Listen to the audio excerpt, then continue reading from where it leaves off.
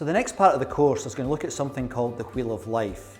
But before I go into that, I'd like to tell you a little story about how I really got to understand the importance of looking at your life in a different way.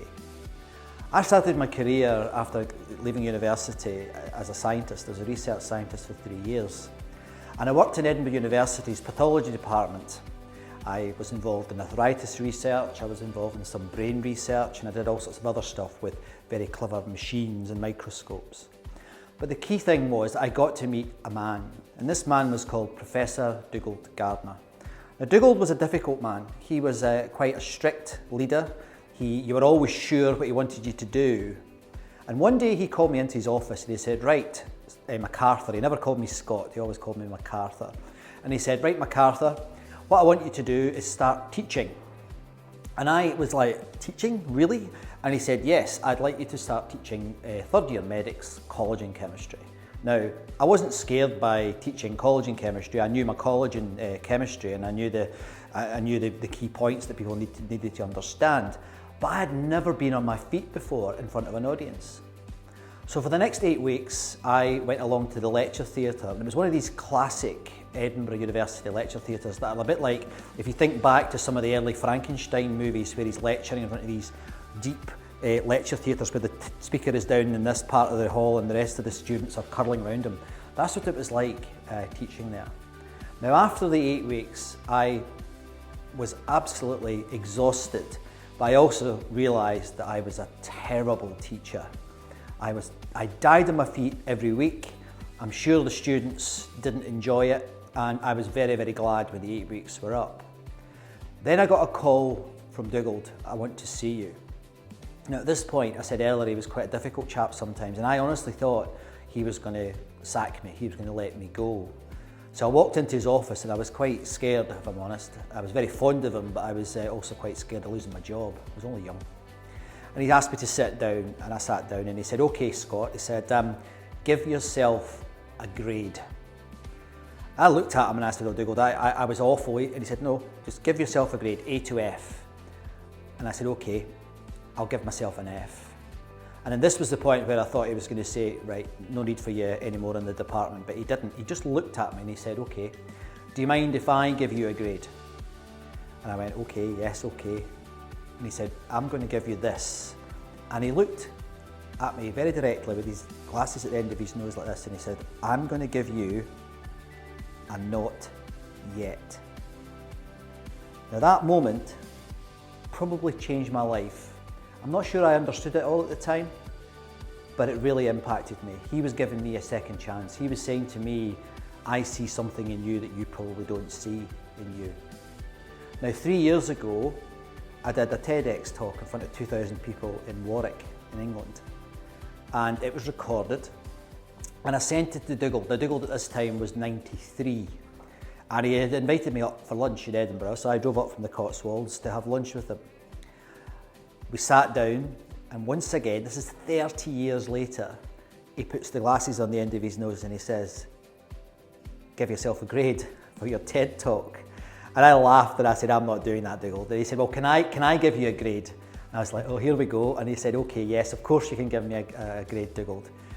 And he just looked at me very, very sharply and he said, I'm going to give you an A. Now I was obviously quite emotional, and I'm feeling it now telling the story. It was a very important moment, but the next bit was the bit that Dugald always seemed to put into these conversations. He looked at me again and he said, but. Once again, he was sending me a signal that, I could still improve, I could still be better at what I now do for a living as a professional speaker. And that story reminds me of something that I think is extremely powerful for you to think about when you're going through this course, and it's this. Human resources are a bit like natural resources. Sometimes you've got to dig deep to find them. That's human resources are a bit like natural resources. Sometimes you've got to dig deep to find them. And to help you with that digging, I'm going to describe a tool that I think can really help you get to what you are really good at and to focus on what is really important to you. So the tool I'm going to introduce you to is called the Wheel of Life. Now this is an ancient tool. It actually comes from some of the Eastern traditions, but it's something that I've been using now for 20 years and I find it incredibly helpful. And as I say, it's a tool that can just maybe give you that moment to check in, to think about your life and think about what you could be doing differently, better, less of, more of, all those sorts of things that we have to face in our everyday lives. So let me do it with some help from some chalk. So what you ask yourself when you're doing a Wheel of Life, you say, okay, what's important to me in my life? So what I'm going to do one for me. I'm not saying this is what you should do, but the thought process is what I think you could do. So what's important to me? Well, the first thing that's important to me, I've got 4 children, so family is very important to me in my life. Next up, I would say probably work. I love what I do as a professional speaker, but it's something that drives me and it's something that I really, really enjoy. The next one, a bit more practical, is money. We need money. It's something that it oils the wheels of life, so we need to be careful with our money and think about it. Next up, what's important to me? I would say friends. Very important in your life to have friends. Then I would say health. You're only healthy until you're not, so it's something you should really, really think about. And then finally, let's have a slightly different one. We'll talk about sex as the final one. So what you do with the Wheel of Life, you put yourself in the centre of that wheel. So here you are in the middle of it. And what you do is you think about each one of these dimensions in the wheel. And this is how I personally do it. I imagine there's a 0 in the middle and a 10 at the top. And that is how you feel of each one of these dimensions in your particular Wheel of Life. So let me go through mine. So family, I feel pretty good. I've got 4 children, I've got my lovely partner Samantha, but I miss my family in Scotland because I live in England now in the Cotswolds. So I would say I'm probably a 6 out of 10. Work, well, I love what I do.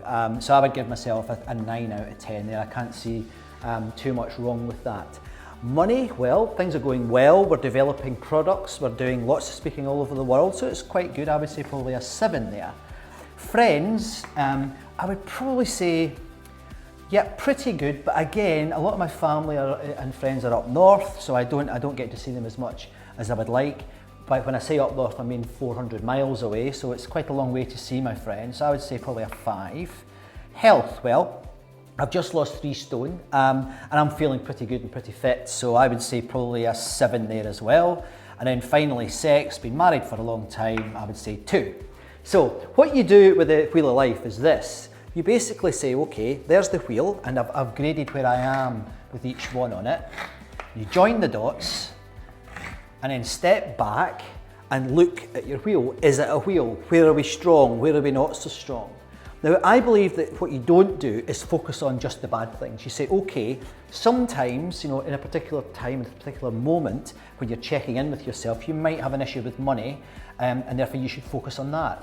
I don't believe you need to have it round. I just think it's a thought process you can go through that can help you think about any of these one things. So what I do, in my pocket, I've got my Wheel of Life. It's been in my pocket for 20 years, and every now and again, I go back to it. I maybe change some of the headings. It's not scientific, it's a thought process. It's a check-in process. And once again, I'll go through the wheel. And it gets really interesting because the more you do it, the more you see how your life changes in any particular period. So that's the Wheel of Life. It's as simple as that. It's a check-in process to help you gauge where you're at and how you're doing in your life. So what I'd like you to do now is go to the PDF file that's attached to the course, print off the Wheel of Life that we've given you. This is a blank Wheel of Life, and all I want you to do is think through what's important, as I just described for me, and fill it in. But make a few copies, because in a couple of weeks' time, I'd like you to do it again, and just see how you've got on by focusing on these different dimensions of your life, using the tool that is the Wheel of Life.